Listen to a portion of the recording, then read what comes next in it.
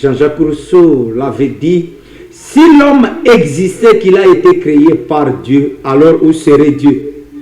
Puisque Socrate utilisait des méthodes ironiques et maïtiques, c'était pour dire, si je me retrouve au milieu des villageois, je dois être comme un villageois. Si je suis au milieu des vilains, je dois me conformer comme eux. Alors si je suis au milieu des pasteurs et évangélistes, à ce moment-là, il faut que l'Esprit Saint soit aux commandes de tout. Nous Laurent Désiré Kabila, à son temps, la guerre sera longue et populaire. Cette guerre rentrera d'où elle est venue. Ne jamais trahir le Congo. Emery Patrice Lumumba. Oublions tous ceux qui nous ont divisés jusqu'à aujourd'hui. Regardons-nous en face et disons-nous la vérité. Etienne Tshisekedi Lumumba également. Prenez-vous en charge. Fermez les portes car l'ennemi est déjà là. Si on badine, la balkanisation de la République démocratique du Congo sera possible. Alors si on est conscient et consciente, à ce moment-là, il faut qu'elle n'ait pas jeté l'éponge à qui qu'il soit, mais il faut soutenir quand même des bonnes œuvres pour qu'à la longue, l'histoire ne nous reproche de rien. En direct de Kinshasa, la capitale de la République démocratique du Congo, aussi les antennes de Show TV. Bandeko Batali. Mbot. Merci. Merci pour notre soutien. Na YouTube, ma page na biso nyonso boali ko s'abonner, ko commenter, ko republier. Ils allaient le lingue ya ko soutenir Manaka na biso n'est pas trop professionnel, mais on se fortifie pour hier. C'est le métier qui garantira notre avenir. Merci numéro zali na sia etando ikebo kobenga boko komona mo mesano to zali wana pona komano la maloba matali Congo ko décourager ba ibalo ko bundisa Congo ko décourager ba inya Congo ko yebisa na bango était le Congo sera un et indivisible. Voilà. Tala na bande ko mibale to ko solo na bango mai matali Congo démocratique bali bande ko ya grec ezali parti politique ya dio kalenga ngala mulume ezali allié ya 4A C ya Peter Kazadi et le mona bango de to ko solo la bomo ya parti na bango e banda lolenge kani bali ko procéder ndenge nini gestion ya mboka na Félix Tshisekedi, est-ce que azali à la hauteur? Est-ce que Tshisekedi ayokisi komba ya tata wa bango soni? Est-ce que azali na lokolo ya tata na bango to ami poneli ya ye lokolo? Voilà. Tozali na Léon Lumumba, je rappelle qu'il est le secrétaire général en charge de la politique na Katia Ligue des jeunes. Bote pe boy madame. Mbotendeko. Kimezali ndeko. Mopanzi na ye tozali na mwana Congo Sylvain Mwanda, président national ya Ligue des jeunes ya grec. Bote pe boy madame. Et le mwana bango nde to kosolola mai matali mboka na biso kasi ya mboto koba na mai mali kotala lobby eleki to bengamaki ono ya Parlons Congo et pas ya président Serge Kayembe. Il est le président de tous les conseillers communaux de l'UDPS Tshisekedi. Il est également le président des conseils de Kitambo. Il faut signaler que Serge Kayembe s'est élu dans l'élection il y a 2023 comme conseiller communal Kitambo dans le district de la Lukunga. Il faut que ça se fasse comme ainsi l'arbre géologique de la cellule jamaïque qui exploitera chaque fois que vous parlerez. Alors, il est le président de cellule sous-section Kitambo, c'est lui qui chapeaute. Il faut signaler que Serge Kayembe est le conseiller communal de Kitambo, na kati ya parti politique UDPS Tshisekedi. Ba kutaraki lobby na baibali ko sangana na réunion basalaka mesano sauf que ya lobby zalaki reporté pambate basalaki ve ya kokabola mwa loso mwanda kala mwa nini ndenge zalaka. Je crois que tokozonge lango na ba image mezali koya, mais je crois que son rentrée politique ezalaki lobby to kenda en attendant batindele biso ba élément poto mandolango malam. Voilà, moi Congo, je vais commencer d'abord par vous. Grec et Bandaki lokola mouvement citoyen Asbel petit à petit et se retrouver déjà parti politique lelo Dio Kalengai na Kosala Musala. Est-ce qu'aujourd'hui beaucoup de partis politiques makanisi na bino yaleni? Merci pour notre tournoi. Grec comme parti politique, makanisi biso ezali que lobby to bimisate bato ba okamba mboka oyo. Mais pour le moment tozana nous derrière pour soutenir chef de l'État au Azali Félix Tshisekedi Antoine parce que biso toza toujours pour soutenir majorité. Pour le moment, toi qui moi vacances pour le moment de la fête, nous avons la retour politique nabiso président et moi comme notre assistant azon s'appelle bani na convoler na ba programme tozana. Alors kotala ndongo kezali ko kamba malelo na Félix Antoine Tshisekedi bino ba ya pouvoir. Est-ce que vous trouvez que Tshisekedi ali ko tambola na lokolo ya tata na bangoto ami poleli ya yezela puisque vous êtes sans ignorer que Bayimbo Kobali Komilela, depuis le régime à Kabila, il y a Tshisekedi, Bayimbo Kobali Komilela qui est Makamwari Kotam Malamote. Bien le peuple de Kotam on a les souvent. Bon. C'est le vrai, Makamwari Kotam Malamote. Et Tam Malam. N'a pas comment Kotam Malam. Mais dans un autre monde, dans la cité, direz non, direz, il y a dit que combien de femmes Basalagi Banzelona et baby, Basali et baby. Ça va difficulté ma si on va zokuta na on ba bazosa si sona tout temps la tout le monde la difficulté des bazo. D'accord.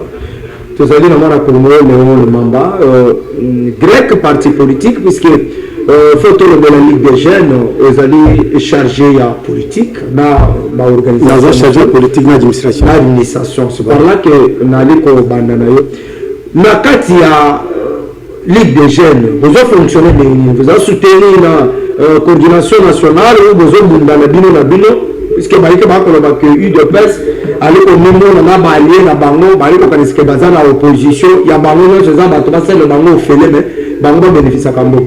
Merci beaucoup pour notre tournant biso tozali ba ofelente tozali na papa na biso. Notre papa c'est Ngalamulo Madio Kalengai ou nazo pesa mbota en passant.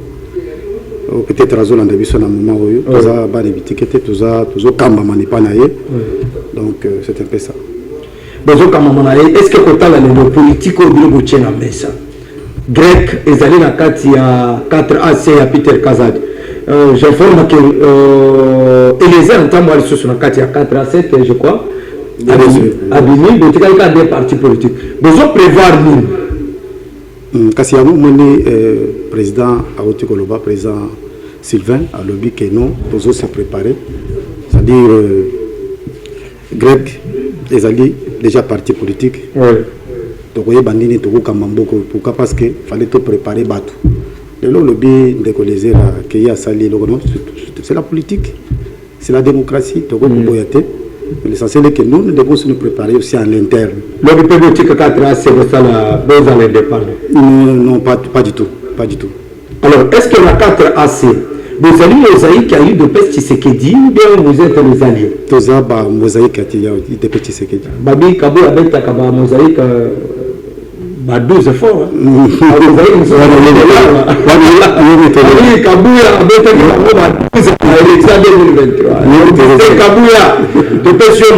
Les sénateurs et aussi le député national. Président, il y a eu des personnes de Bazo Telemelayo, a le bio du Conseil congrès novembre. Problème, c'est vraiment à me préparer. Ça, c'est bien. Voilà comme Sylvain. Aujourd'hui, quand on a Bilenge, bazali merci ya ba leader politique. Tant les alliés comme on a eu ko kabona ba fonction na ba cabinet ministériel na ba mandataire ba jeune nazate. Mais tant les alliés ko senga ba marche de santé ba mouvement ya ko telemela ba intérêt na ba ngomoko Bilenge bali ko. Est-ce que là comment on appelle ça que les mots ba jeune na kati ya politique bazali merci ya ba politicien. C'est ça que biso na Ligue des jeunes comme nous avons en bas. Pour les jeunes baya pour soutenir grec. Pourquoi? Parce que j'aime à cela que va manipuler. Pourquoi? Ce qui arrive dans la politique, c'est une ambition, mais à commis qui dialogue. Nalanda, on a ça la boue, faut nalanda soit président parti, on a fait ça la boue, mais biso tous allons l'attendre pour l'anda bilo pour l'anda. Surtout il y a ceux qui vision, esprit critique, tout ça l'action telle sur le terrain, même le mouquet tous allons tout ça, si ça dit président à contribuer, c'est ça la politique. Que dans la politique, non, on a que les gars, on a ça la même émission, il faut qu'à présent là on a que l'émission, c'est ça, comme ici, bah j'aime si moi les politiciens vont maltraiter. Ça, nous avons parce que les alliés ont donné la mboka. Ça, là, on a lobby que on s'est la pour nous tout deux, on s'est la fondé, on bon fait ça là. Tu dis que nous sommes dans un bon, mais pas qu'on a une obligation de repos. C'est ça, bah j'aime le pour manipuler. Alors l'obligation, je crois qu'on a deux calendriers. Bon fonctionner de l'activité, on a bien soutenir en haut, balobier paye abondant, pas nommé DG Civica Teme, azo communiqué banini mususu bali komile le kola fomutoto alobi ke Yesu masi anda aliko gérer mboka mabe Tshisekedi akabambu c'est comment on mukolo aliko komile le mabe écoute. Alors est-ce que Dieu Kalengai est ouvert envers la jeunesse? Les partis politiques étant dans la jeunesse. Parti politique sans jeunesse, c'est le parti à l'étouffé. Ah bon? L'activité sociale, la sociale d'activité, on les a direct soutenue par présidence. Parce que, nous sommes au niveau de la Ligue des Jeunes, nous avons présidence. Quand on va nommer président, ça veut dire nous avons présidence, mais c'est combinaison la secrétaire, tout le monde est présidence. Même on a les présidents, il y a la Ligue des Jeunes, et nous avons la signature, nous avons présidence nationale de la Ligue des Jeunes. Ok. Dans le bon, c'est-à-dire pouvoir les partager. Papa, il y a encore un mot. Papa, maintenant, mon cœur, tout ça, ça, même le président, la partie, c'est la surprise. Tout ça là-dessus, le président, c'est la surprise. C'est ça la politique. Que non, et on donne tout ça la politique. Non. Nous sommes tous à la soutenir, dans l'activité, il y a moyen. Notre activité, c'était le 8. C'est l'activité, il y a nomination, il y a fédéraux, cadres, provinces, ça c'est la Ligue des Jeunes. Pas la partie, la Ligue des Jeunes. Président soutenait clairement. Bon. Après, on a tout ça, qui a les autres qui c'était Badiadi. Avec tout que la frontière, il y a pas les activités, on a sur le président à soutenir. Si on pas soutenir, comme ça, comme ça, on va passer à charge de la présidence. Merci. Moi, vous allez se retrouver dans la carte Bilenge. Vous allez charger la politique, l'administration, est-ce que vous allez se sentir à l'aise de se retrouver dans la carte Ligue de Jeunes? Est-ce que Dieu Kalengai, côté l'avenir politique, ils allaient inspirer changement? Merci beaucoup. D'abord, on se sentir très à l'aise, très à l'aise. On se sentir à l'aise, Makassi. Dans la Ligue des Jeunes. Bientôt, je crois, je peux avoir fait déjà 4 ans ou 5 ans. Oui. Donc, le président de Kolenga de l'avenir, on a le mission de Kaka, on a vu que ceux qui sont dans le président de Kolenga, c'est un monsieur qui a beaucoup combattu dans ce pays. Azalaga d'abord, si on a d'abord président de la Ligue des Jeunes, il y a eu de peste. Sur le peste, bien sûr. Il a travaillé pour ce pays, il a de l'avenir, il a un cahier de charges, j'ai habillé,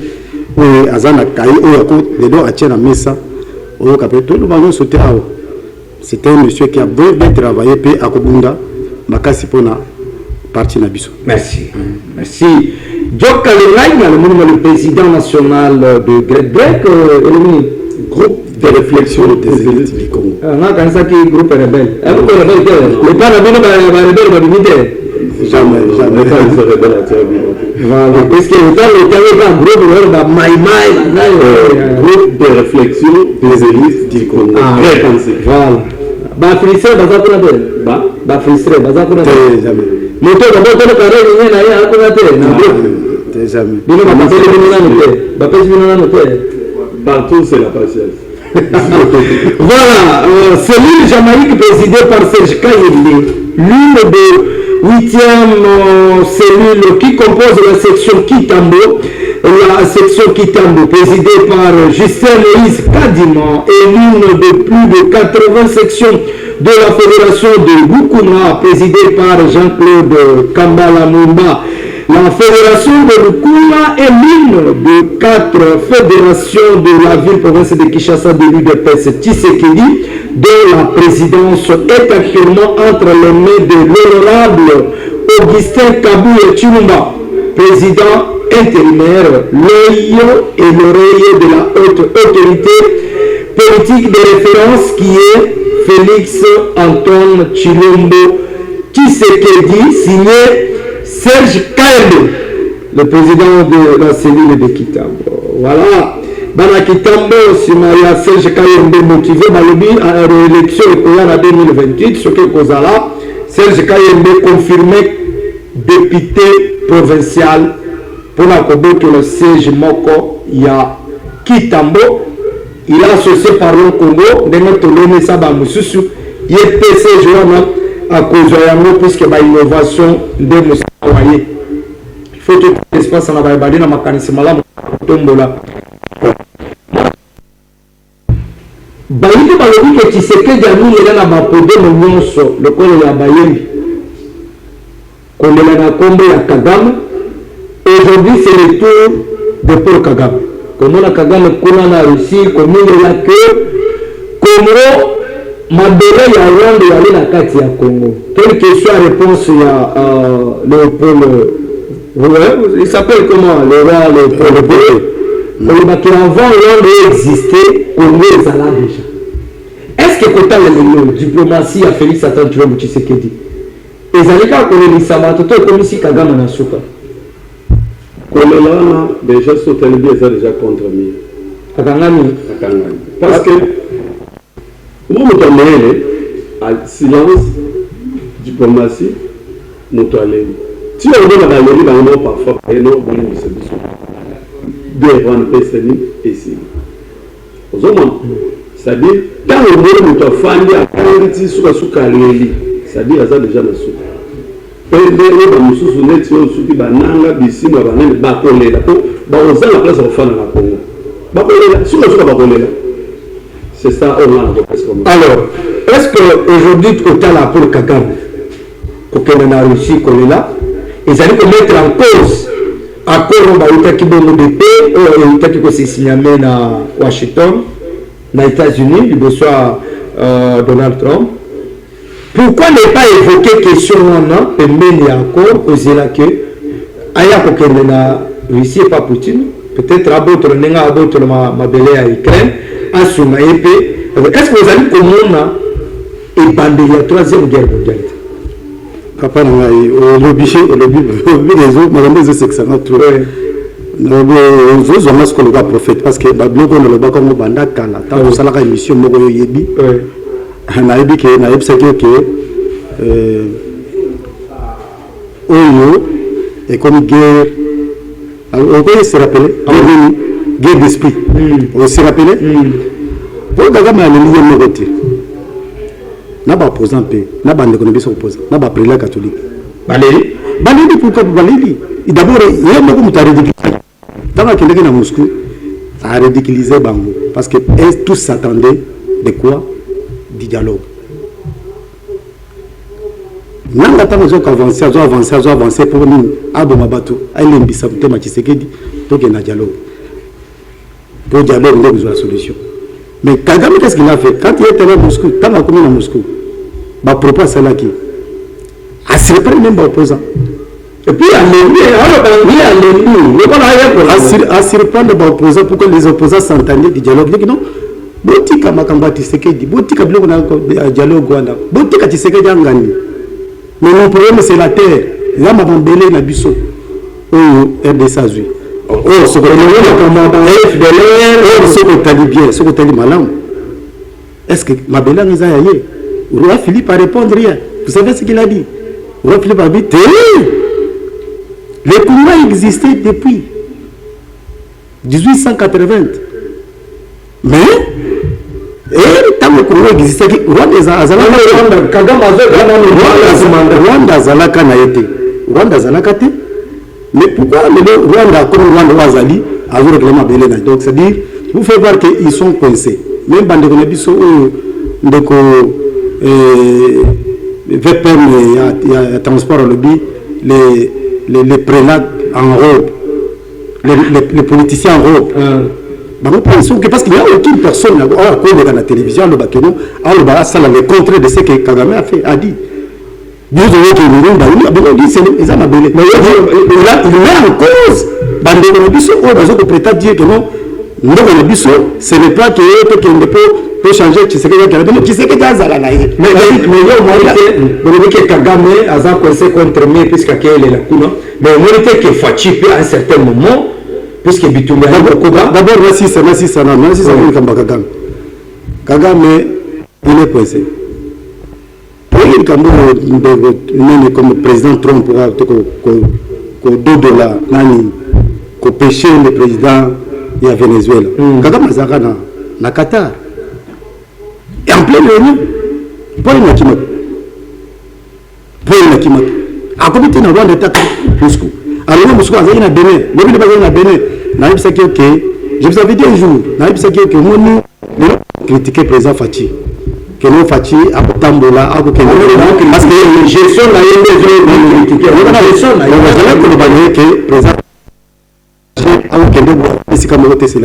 La politique, c'est la diplomatie. Ce qu'on va dire, c'est diplomatie. Alors, la diplomatie, contre la diplomatie, mais bien qu'au stade actuel, le régime Tshisekedi, lui-même aussi, est coincé, X facto, pour qu'il y ait un dialogue, puisque Bitumba Kuna, il y a les sénateurs, il y a les Kokoba, pour s'imposer, pour qu'il y ait une. Et pas qu'aujourd'hui, parce que nous, il y a l'avenir, il faut qu'on. Et c'est comme ça qui s'asse. Au moment où le gouvernement. Dialogue, c'est le top, c'est dialogue. Et il y a Dawaza, dialogue. Dialogue, c'est dialoguer. Mais des autres, dialoguer, pas seulement. Ah,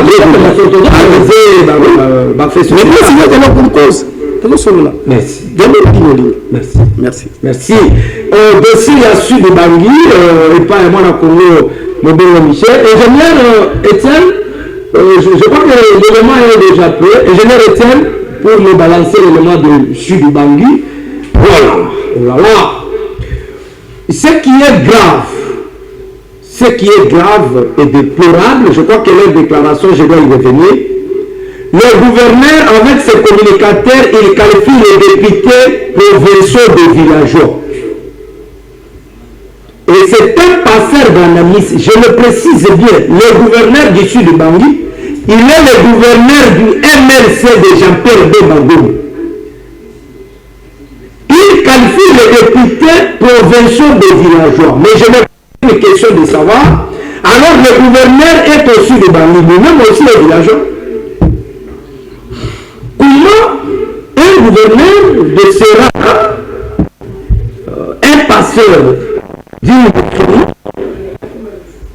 tu m'as dit qu'on filme dans la facilité et outrage contre l'Assemblée provinciale, insulter même les députés des villageois, les responsables, mais venez expliquer ma camarade pour reprocher na yango dossier avant de continuer na cour de cassation.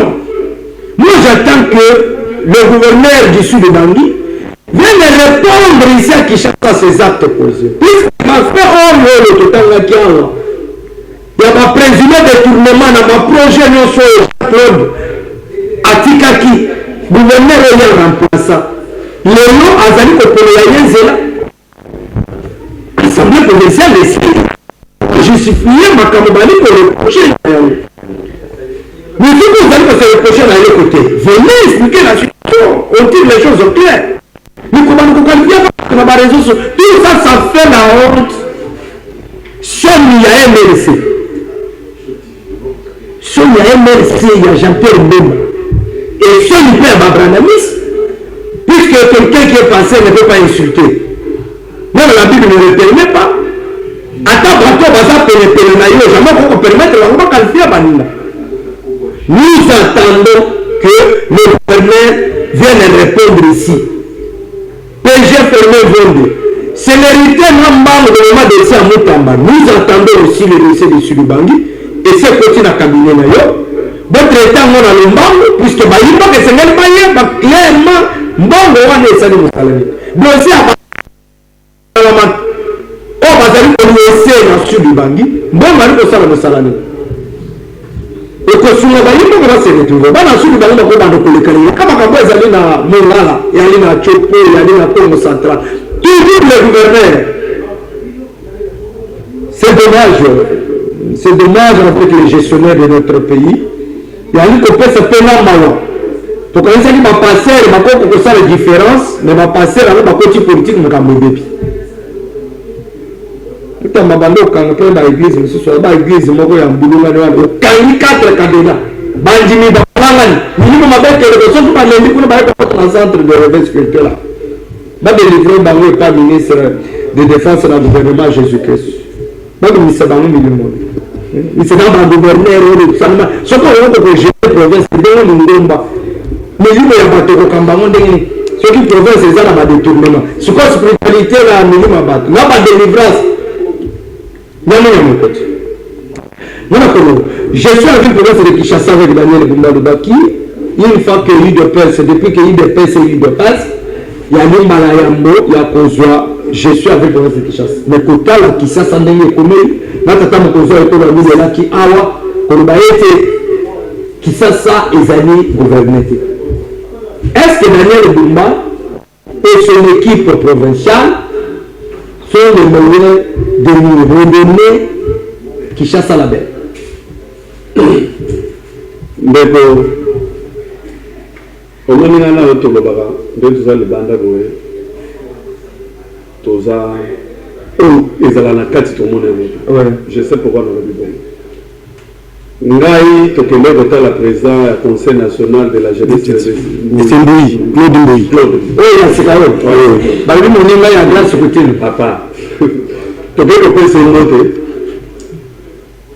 loba moko alobaka place wana eteyanga mingi tokebino yo ngoni nazwi pouvoir mais depuis nazwi pouvoir oka bino bomondo oyo nazomona eza parfois yo ozomona kasi démissionnaire c'est ça oyo nakoya biso ke omoni bato soki gouverneur obie ministre so azala place deke alongwe bazala basystème oyo batikaka ndonanso oyo ozaka boebulu ete tokokomprendre kisi te eza basi te eza makambo système en général c'est-à-dire yango monene balobaki bokosa be bamanda ya baprésident tokoba président seleki mpo ne manda 5 ans tomoni système oyo akutaki yalobi bayebi mbongo kotekendaka oyebi te yo moko okontrole biloko nyonso wana ndengeli il faut ozwa temps ocomprendre même gouverneur tokoba azomabe mais un jour tokoregrete pourquoi tala banzela nyonso ndezo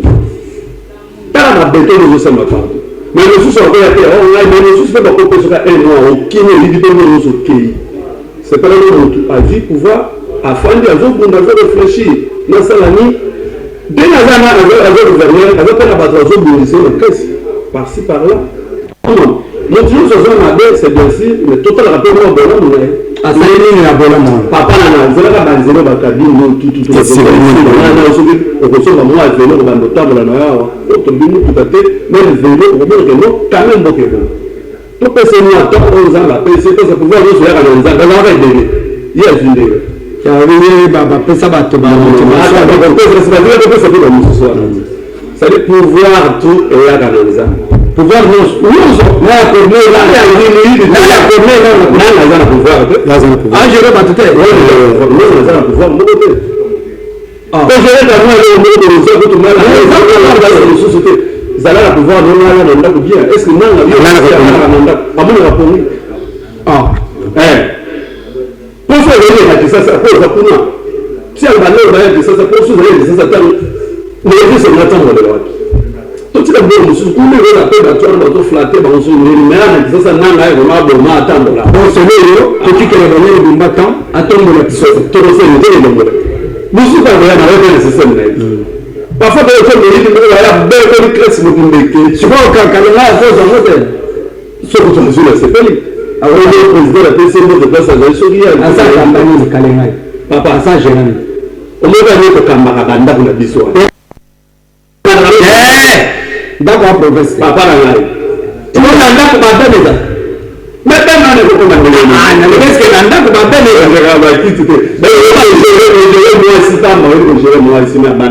C'est toute une nation. Il y a un peu de temps pour côté na boulot que quelqu'un a géré ndako na gérer province. Na zone so.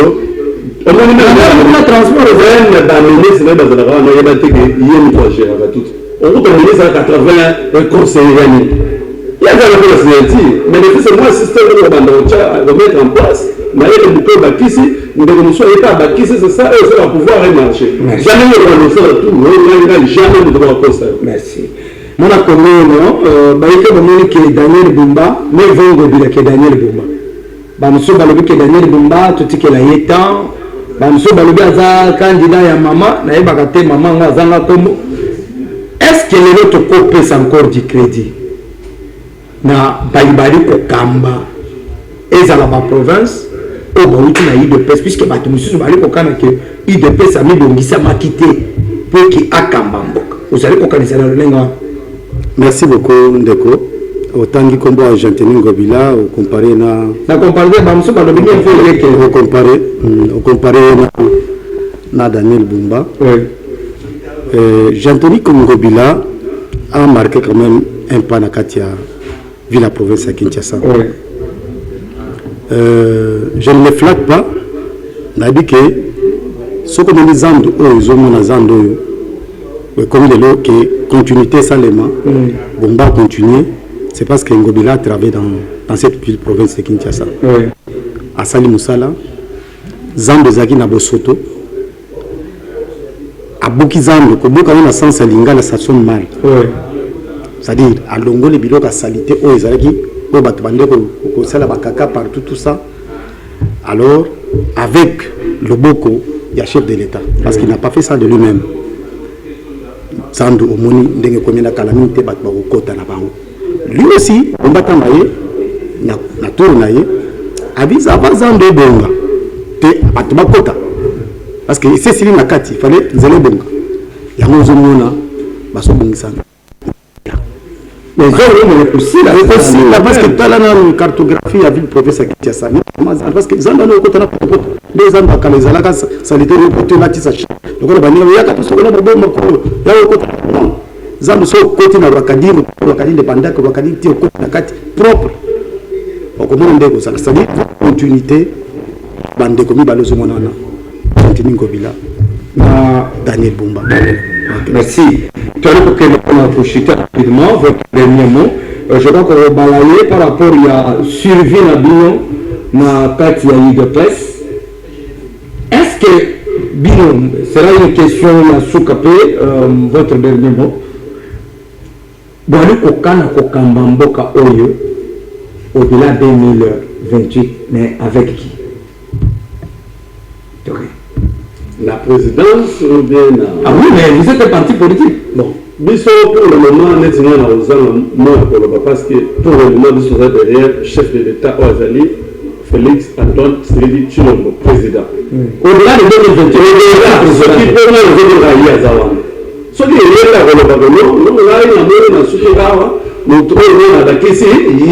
c'est ça, biso de glisser pour soutenir toujours mon toit. Ce que peut la président a dit il faut soutenir déjà que nous sommes dans la boîte. C'est ça. C'est-à-dire pour le moment, on le baquet, pour soutenir Jésus. Non, pour le moment, c'est que c'est Jésus-Christ qui gère mal le Congo pour faire Kababa na maboko anza. On a pour à cause de la Jésus, nous sous. Jésus, on dit que tout le monde a une source pour soutenir Jésus. Voilà, votre dernier mot. De 2026 25, les gens qui participent à la Grèce, mais quand même, tout le monde peut installer la comité de choses mises en place. On a aussi chacun a amené la Ligue des jeunes. Tellement, 2026, et alors, dès que le président va convoquer réunion à rejoindre sa activité, pour soutenir les restes, les présidents allaient à rebondir à côté de que, pour dire que ça va dans la biso ça neti président Kalengai c'est-à-dire que tout les salariés parti il peut pas abato bazo travailler non sur la banque non pour la non soit peu on les sabana mais il faut que les travailler là on repasser merci on ka kwa avant sala musala opposante wana principe repli stratégique comment rapidement votre dernier mot si suivi à grec au-delà de 2021 mais bon justement on a répondre par rapport à notre président Sylvain au tuni pour na tokosoka wapi ce qui président mandat comme tout ça non moi on est sur la bazo yebate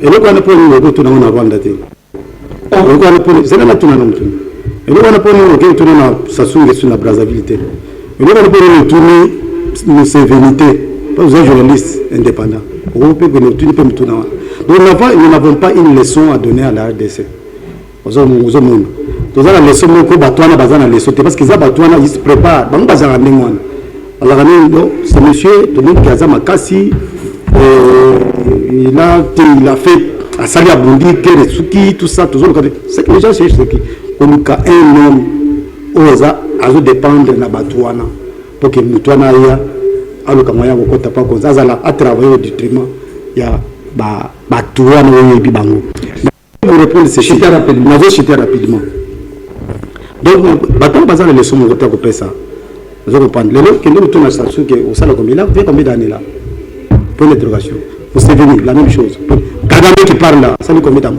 il est limité les autres sont limités c'est toujours tout la banque il n'y a pas à donner des leçons à donner à la RDC vous allez comprendre les sommes côté tout ça pas dit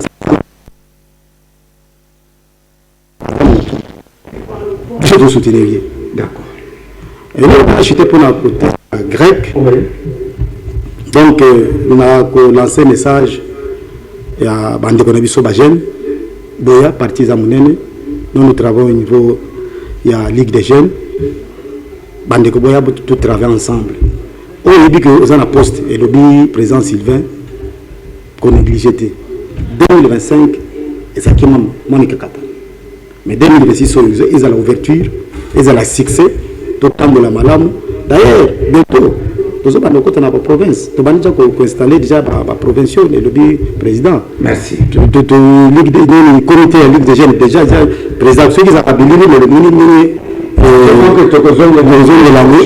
l'essentiel est que nous sommes là pour travailler. Au Sala Moussala, Grec et Beliboso, c'est déjà. Merci. Na bande ko balandi biso to ambaki na tino na bino mona Congo Léon Mama Ali le secrétaire général adjoint en charge de l'administration de la politique de Ligue des Jeunes na parti politique grec également Sylvain Mandanza président national il y a Ligue des Jeunes il y a grec et le mona bangonde to sololi maimatali Congo plateau polele pour la mboka nyonso avec makanisi na kopesa pour na mboka na mais plateau na ngai eza polele te na ba rebelle na ba détourner koya na été ce que les gens rebelle comploté contre Congo koya na plateau na ngai te na koya mayote et le bini na le biso ko za rebelle o bomba casquette na yeso ngindeli koya te o ba ve ko no ba di ko bunda pour la Congo ekende l'émotion l'émission réalisée moi Congo Étienne si ma bénédiction Tokakina Jonathan merci sous le contrôle de H Kabangele de Kodo Show TV merci dans le soutien accompagnement rediffusion émission sur Show TV merci à ma défense pour s'abonner massivement à la plateforme sur les réseaux sociaux on est là pour parler du Congo sans toutefois trahir les uns les autres.